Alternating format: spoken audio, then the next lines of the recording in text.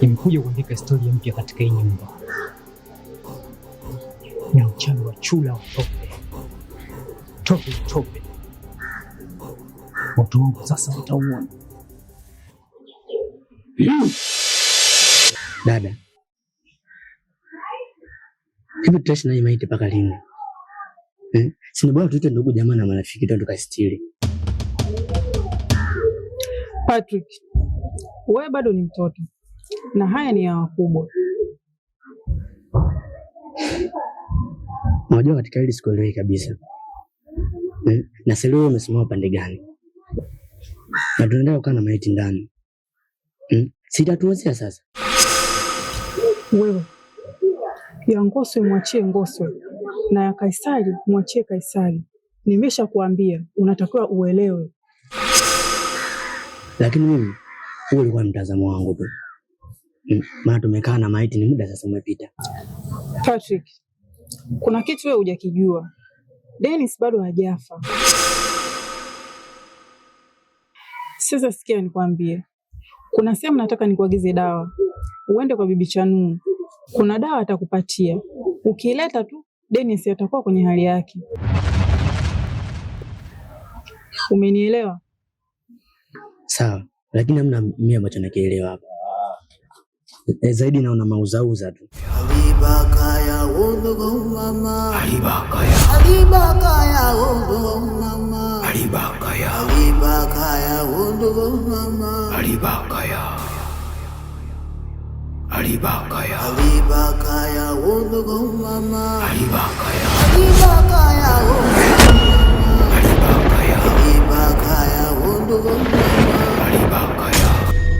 Ay ay.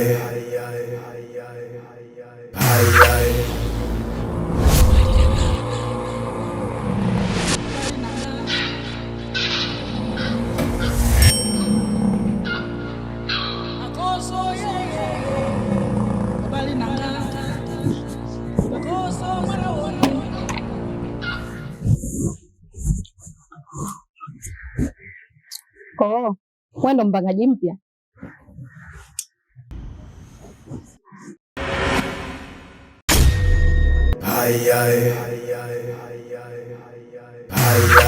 Sasa mbona hujafanya usafi wa chooni na bafuni? Mimi hivyo sisinavyo, na sio vitu vyangu, na wala hata vinuzi. Toka lini ukasikia chula akawa msafi? Wewe si umehamia jana tu hapa? Sasa nadhani ujui taratibu za hapa. Ipo hivi, utadeki mara 2 kwa siku 7.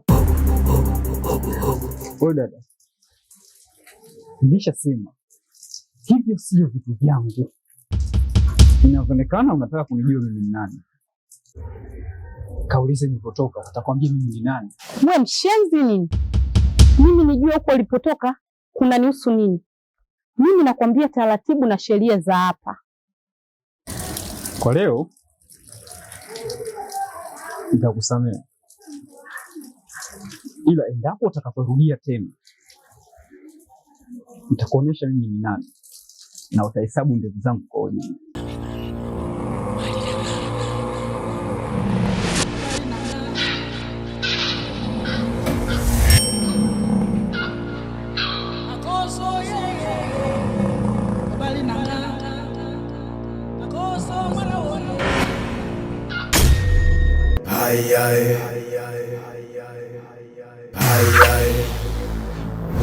Kumbe kaka ni mshenzi hivi. Nitamuonyesha mimi ni nani.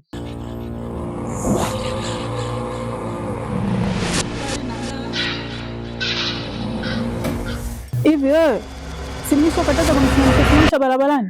Una kichwa gani iko kigumu ambacho hausikii? Kila siku nakwambia na hutaki kunielewa. Unavyojiona una hadhi ya kuwa na mimi? Tete, najua kosa langu ni kukusimamisha, lakini haufahamu ni jinsi gani ninavyohisi juu yako. Sawa, najua ushakataa, hautaki tena kuwa na mimi, lakini sijui moyo wangu niuweke wapi.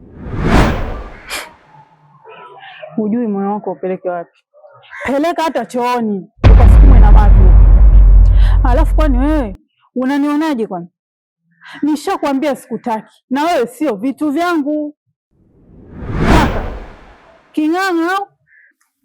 Ni sawa unachozungumza, lakini jaribu hata kidogo kuvaa viatu vyangu. Wewe uwe mimi na mimi niwe wewe, na uone ni jinsi gani ninavyojisikia. Tete, nionee huruma hata kidogo. Sidhani kama hapa ni sehemu sahihi kwa hizo ngondera zako, na siku ukirudia kunisimamisha hapa patachimbika. Sitaki kukuona wewe wala harufu yako. Yaani kiufupi sikutaki. Pende ngende kende. Alibakaya undugu mama. Alibakaya undugu mama. Alibakaya undugu mama. Alibakaya undugu. Mbona wenzangu wanajipigia tu afu safi, lakini mimi nakataliwa? Au mimi na kasoro gani? Acha niendelee kukomaa tu, lazima nielewe.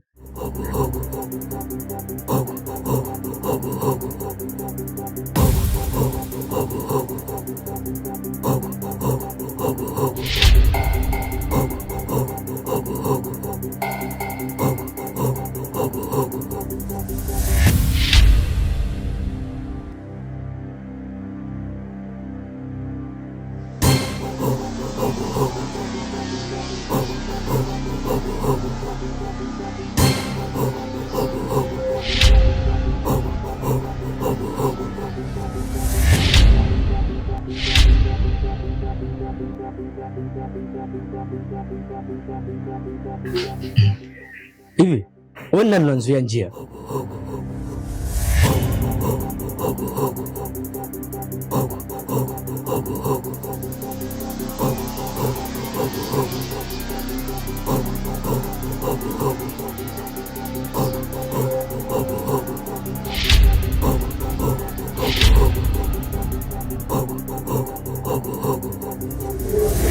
Swala kumjua mimi ni nani halikuhusu. Naomba ugeuke na urudi ulipotoka. Bro, una akili kweli wewe? Yaani niache kufuata maelekezo ya dadangu nikusikilize wewe? Hivi zinakutosha kweli wewe? Ndio ulipoanza kichwa kijana. Naomba ugeuke na urudi ulipotoka. Unafikiri kitu gani kitakachokuja kutokea? Nipishe bro, niendelea na safari yangu. Alibakaya undugu mama. Alibakaya undugu mama. Alibakaya undugu mama. Alibakaya undugu mama. Alibakaya undugu. Iye ishi mpaka ishi na kufuata mpaka nyumbani kwenu. Alibakaya undugu mama.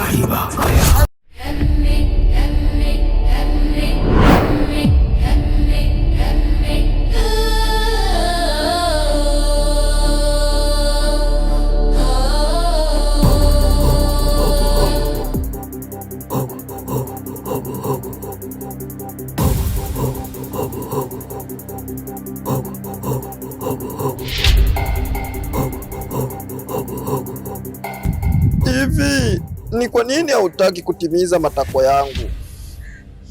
Au nitumie nguvu? Unajua kuwa huu ni mwezi mtukufu wa Ramadhani, hivyo hatupaswi kuua. Subiri mwezi uishi, nitafanya unavyotaka.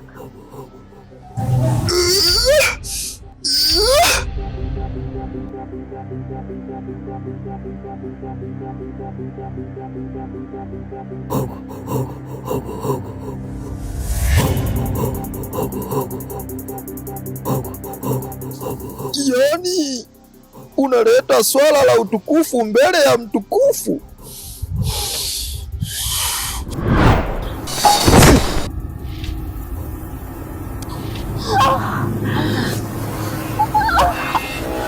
Na siku nyingine utakapoiona sura yangu, basi jua nimefuata vile vinavyopasa mimi kuchukua.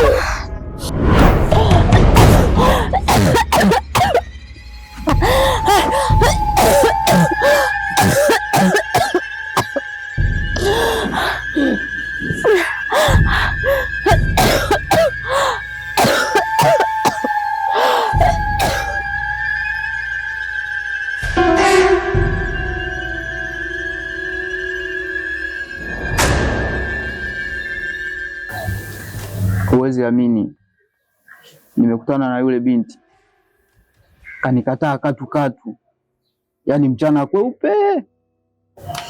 Si bora wewe kuliko yanayoendelea hapa nyumbani kuhusu huyu mpangaji mpya. Kamia jana tu, leo kashaanza jeuri. Kafanyaje tena? Huwezi amini, kasema yeye hawezi kufanya usafi wa hapa nje wala chooni, na akasema sio vitu vyake. Afu huyo asijifanya alikotoka huko ni chizi, hapa akakutana na machizi zaidi yake, vidonge vya milembe vimekataa. Sasa hapa usafi wa chooni anafanya, na hata kama kuna vyombo vingine ndani utamtolea tu anaosha. Asitaki kutuchanganya akili huyo, apeleke uchizi wake huko. Ila na wewe jikaze, mwanamke ashawishiki kwa siku moja, endelea kumsumbua, atakubali tu. Acha tuone.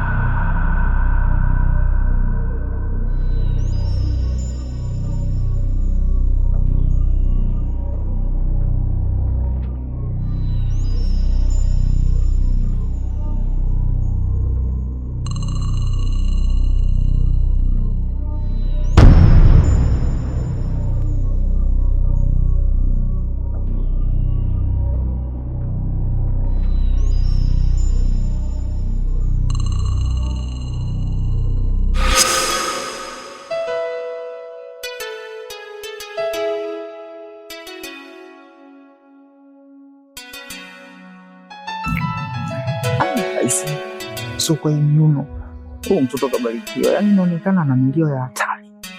Huyu mtoto huyu Pipitida lazima, yaani nitakuwa na mfollow kila video. Wewe so kwa utamafuni na sabuni mapema, sitaki shida mambo yetu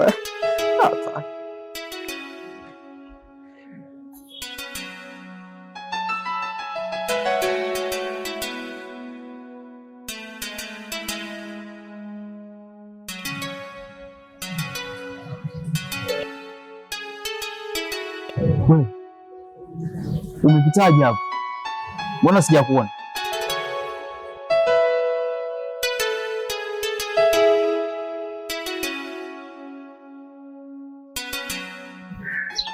Mambo mengine ya kuhusu fanya mambo yako.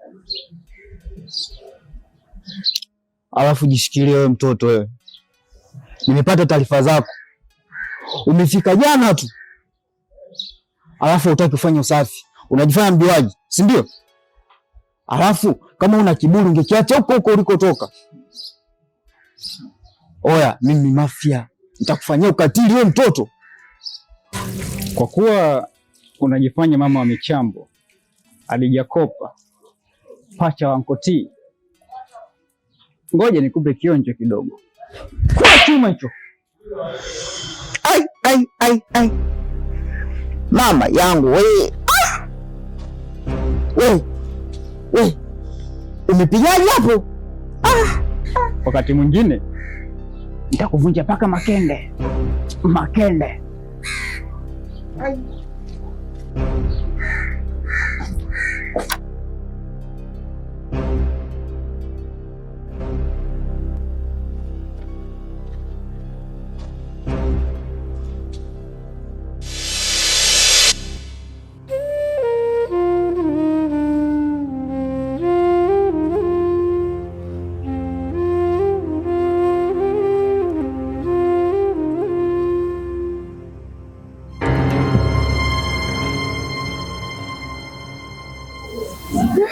umeadimika hivyo au shemeji anabana? Hapana, kwani una taarifa? Kwa kina Tete kuna msiba, yule mdogo wake Dennis amefariki. Lini tena? Mbona mimi sijui? Cha kushangaza, Tete hataki wazike wala majirani wajue. Kwa nini sasa? Ni mwenyewe sijui. Naenda hapa kwa maana Tete ni shoga yangu wa damu. Basi sawa. Kwa wakati mwingine utapotaka kwenda, utanipitia nyumbani twende wote. Sawa.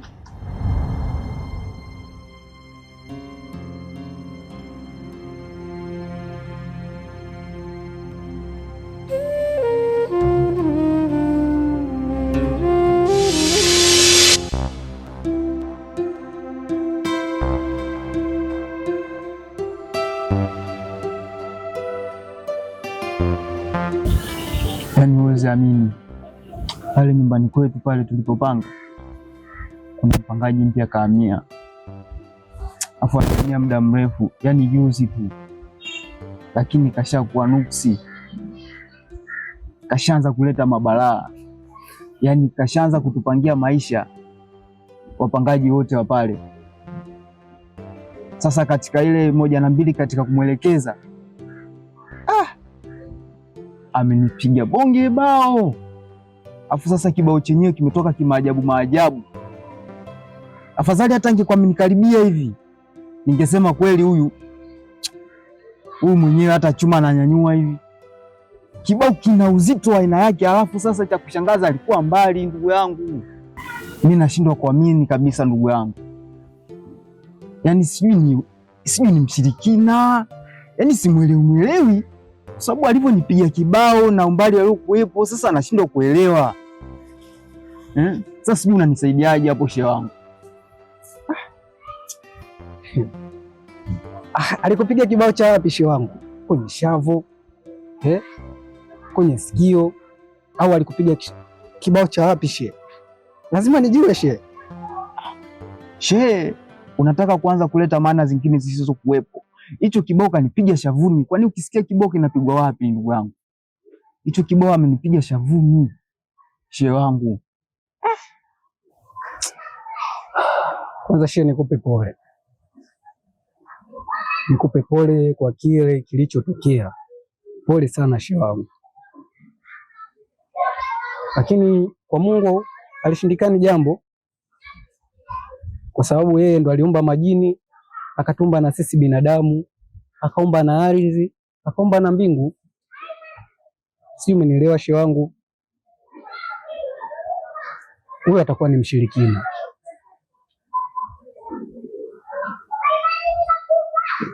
Unielewa sijui? Nakuelewa. Huyo atakuwa ni mshirikina, na kama ni mshirikina inabidi akutane na washiriki wenzake.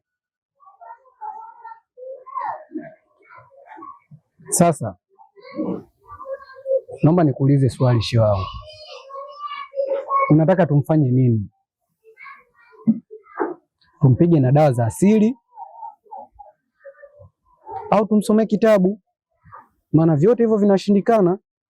Mungu alileta dawa za asili kwa sababu ya kutuponya sisi, na pia alileta na maandiko ambacho ni kitabu kwa sababu pia ya kutuponya sisi. Sasa nakusikiliza wewe, unataka nimfanye nini? Bwana, hapo mimi naona tumpige kisomo hapo. Naona hapo ndio itakaa safi. Au mwenyewe unaonaje? Sema hakuna ambalo linashindikana shehe wangu. Kwa kuwa ushalileta kwangu, basi nitalifanyia kazi na kuahidi kikubwa, Mungu anipe pumzi, kesho itapofika asubuhi na mapema nitakuja pale unapoishi, tutaanza kupiga kisomo. Haya yote yataisha. Yule ni bwana mdogo, ni sawasawa na ngamia kuingia katika tundu la sindano shehe. Unavyoiona TSB nilipewa na babu na mababu zangu kwa sababu ya watu kama hao ambao wanajifanya wanajua shirki. Hapo kwenye kitabu ndio umefika shehe wangu, usijali, hilo limeisha. Hata chuoni uende kwa amani si. Yaani unahisi kama nenye atakuja kukutawaza kule, maana ni simuelewi ndugu yangu, kama mshirikina ule. Kwa hiyo shehe, mimi nakuamini, ndio maana nimekufuata ili uweze kunisaidia. Nisaidie bwana shehe. Hapo inabidi tumpige kisomo mwenyewe aelewe. anajifanya mjuaji. Tukashindikana, si unajua. Kwisha shehe. Sasa shehe wangu, huu ni muda wa masjid. Kama unavyosikia mwazano huko. Wewe unatuita sisi tukahudhurie. Tatizo shehe wangu chengine, nyinyi hamtaki kuswali, hutaki kusali. Sasa shehe unadhani vibao. Mwisho utakuja kupigwa vibao hadi vya vibao. Shehe. Nisiongee mambo mengi sana nitakufuru shehe, astaghfirullah. Naomba nikutakie mchana mwema, mimi ni muda wa kwenda masjid shehe. Nashukuru shehe. Angalia lakini chooni usije ukashindwa kuingia shehe akakunawisha. Astaghfirullah. Shehe, muda naona umeenda, hiyo ni mwazini sasa inaziniwa huko. Inatuita sisi tukapate kuswali. Tatizo shehe, muda mwingine nyinyi mswali. Na angalia si kupiga kibao kingine shehe. Astaghfirullah shehe. Hai shehe. Sawa shehe.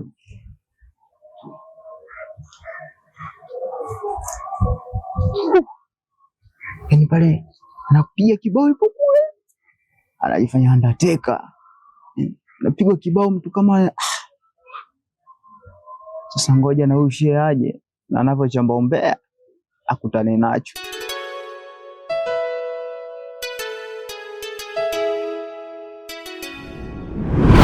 Magolile.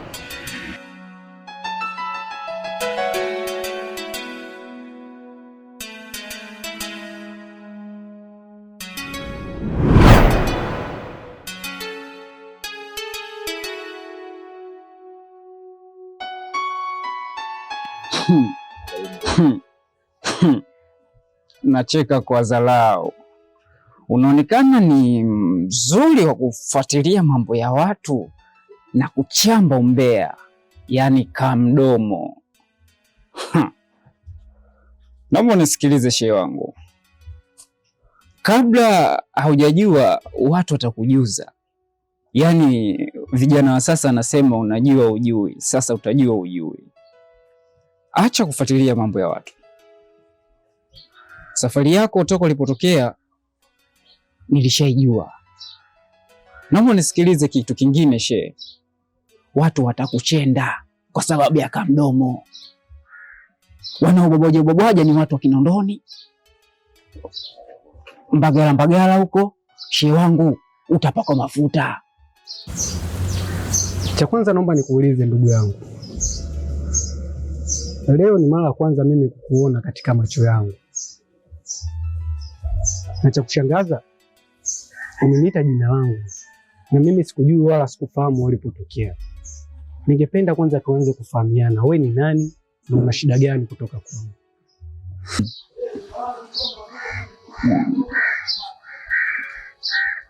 Magolide. Mchezo huu haupaswi kuchezwa ukiwa umevaa nguo, maana mwanzilishi wake hatajuliki ni nani. Sikilize nikwambie kitu.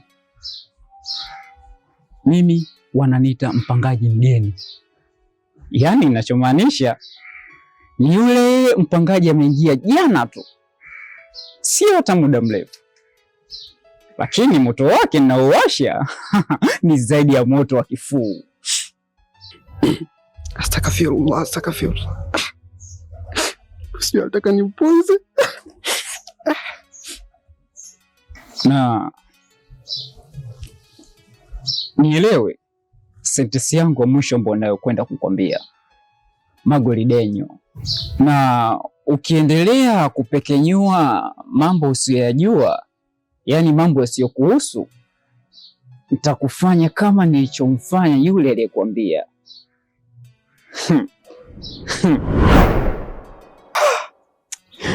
Astaghfirullah. Hivi na maana yule mimi alikuwa ananiponza, mtu mwenyewe ndio huyo. Hata msikitini siende. Astaghfirullah. La ilaha illallah Muhammad rasul. Subhanallah. Alibaka ya undu mama. Alibaka ya undu mama. Alibaka ya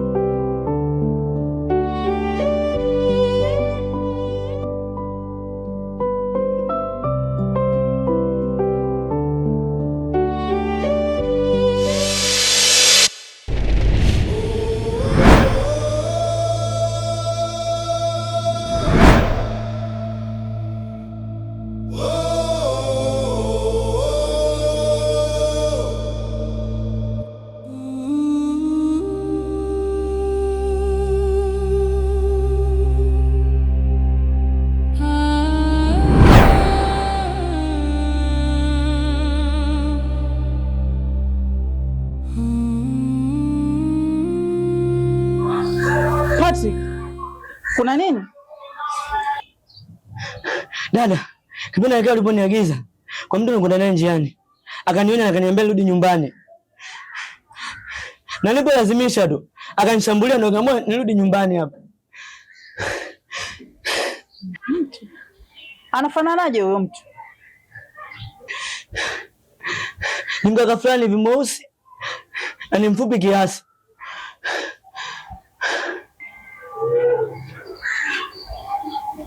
Sawa, wewe ingia ndani kapumzike.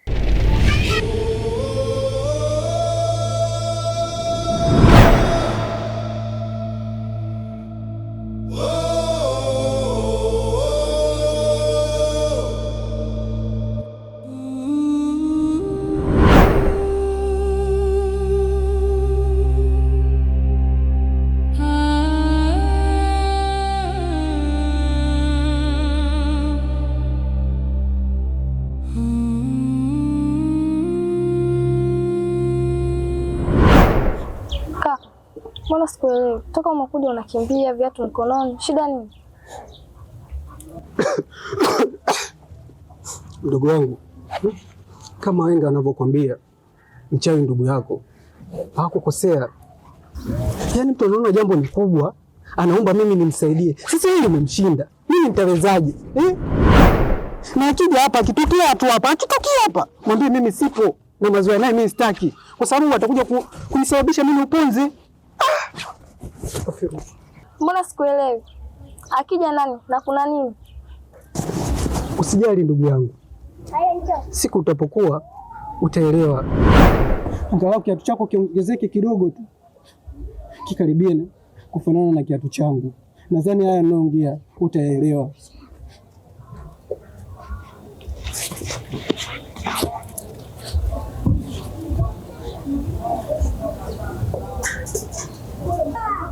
Mbona kaka leo simuelewi? Umempata nini? We kaka! Kaka!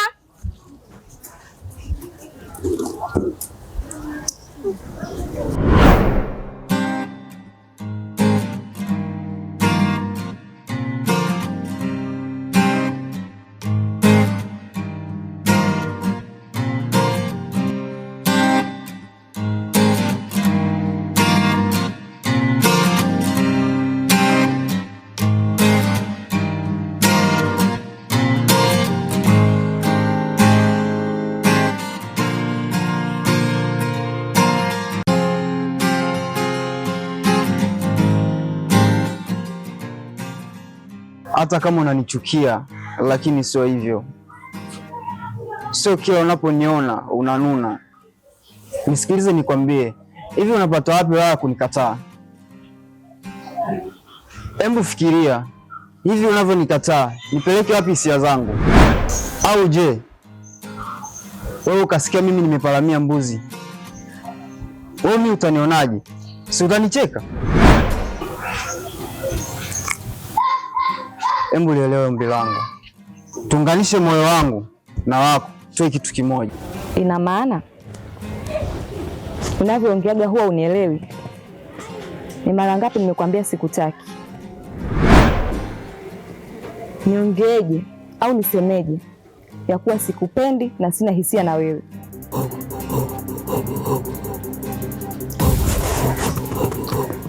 Tafuta mwanamke wa kulingana na wewe. Mimi sio ya hadhi yako. Alafu ukijiangalia una hadhi ya kuwa na mimi? Hebu achana na mimi, maana nikikuona nasikia kinyaa, kichefuchefu, kiungulia na kuhisi kutapika, ila huwa najizuia. Alafu kingine, mimi na wewe ni watu wawili tofauti. Hebu kachukue kioo jiangalie, utajishangaa. Sawa na asante, nimeasikia maneno yako na nimekuelewa, nitayafanyia kazi, lakini na vitu viwili naomba nikukumbushe. Cha kwanza, nimefurahi kwa matusi yako. Matusi yako ni kama manukato kwangu. Usingenitukana abadani nisingenukia. Na cha pili ni kuhusu mwonekano wangu au jinsi nilivyo. Hilo sio kosa langu, hilo ni kosa la Muumbaji, na sisi tumeumbwa kwa mfano wa Mungu. Sasa ukiendelea kunijaji jinsi nilivyo na maandiko ya Mungu, ila nashukuru kukutana na wewe na majibu yako pia.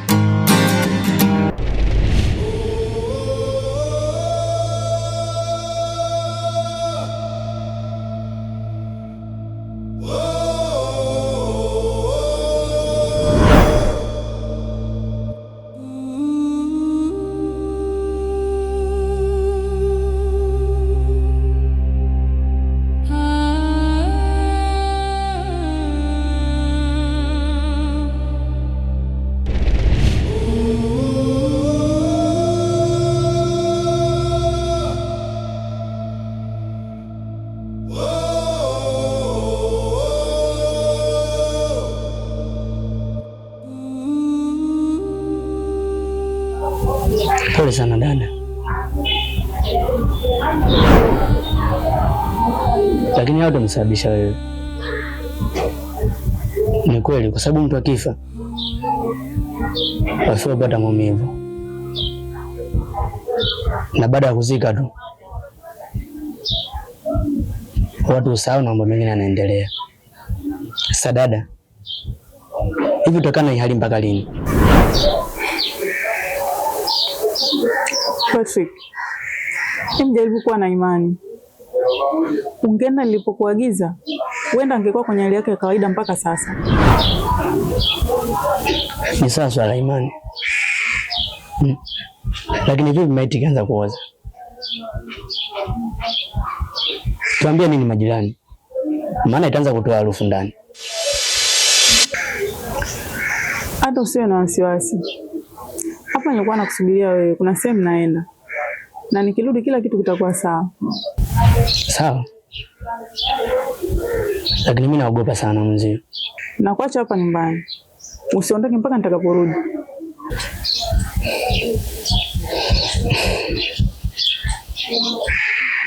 Sawa. Nimekuelewa.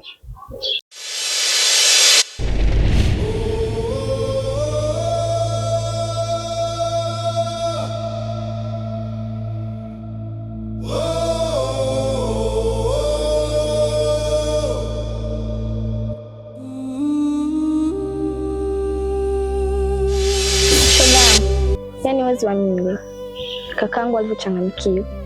Sijui shida nini, anakimbia ovyo, ana hema, sijui shida nini. Nikimuuliza shida nini, sijui utavaa viatu vyangu, sielewi anachoongea.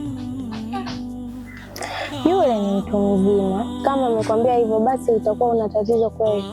Cha kufanya wewe mwache tu apumzike kwanza. Halafu baadaye kaa chini umuulize tena. Mimi na imani atakwambia tu. Achana na hata kijanileta hicho. Vipi ratiba shule nasemaje? Mwambie sana kuulizia, akasema kesho ukifika tu umfuate. Sasa nilipo na kesho nakuja. Shoga yangu mimi na nyumbani, niacha nyumbani pachafu. Sije nikaoshe vyombo. Baadaye tena. Aya, mimi nipo. Hapo.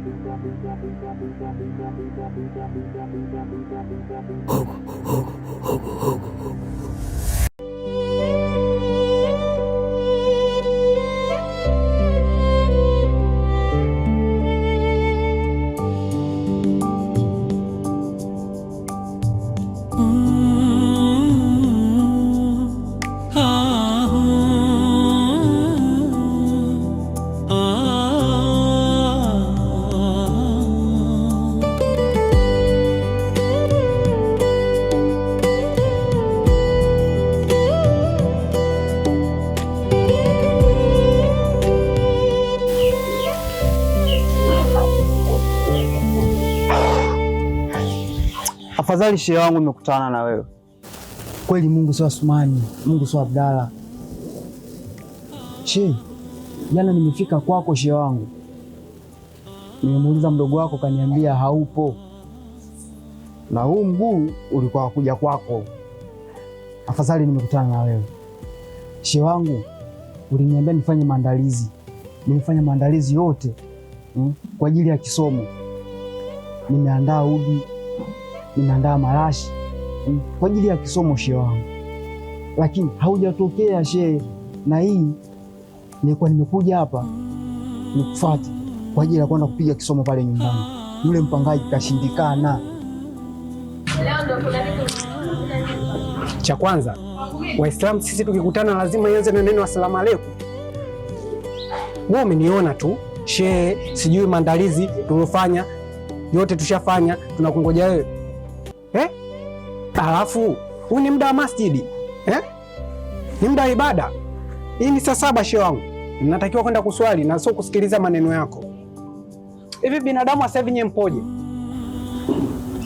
Hivi wewe jambo ushaliona kwako ni gumu, uliwezi, limekubana, limekushika, limekunganga, lipo tight. Unaona sasa ili nimpate mtu wa kumtupia jambo hili, ili likamkaze, likamshike, likamkabilo.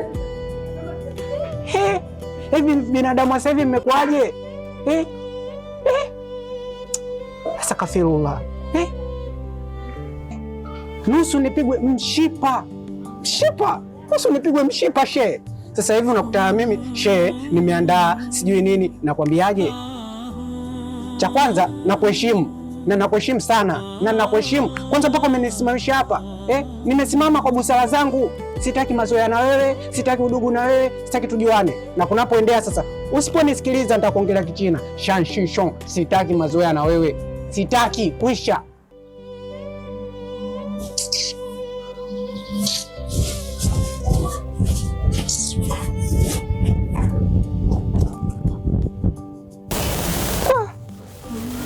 Mpangaji mpya yule. Sio ishapiga muuni, wamegusa wameachia ameenda kwao yule. Maana yule naye achelewe yule. Mbona shia kabadilika ghafla, kabadilikaje huyu mwamba? Yaani kawa kama kinyonga, yani aliniambia niandaa. Basi unakuta mpangaji kaenda kwa alipo kule. Yule mwamba atatunyosha leo. Na mwamba wote sema haina shida. Udadeki. Isacha. Kaya.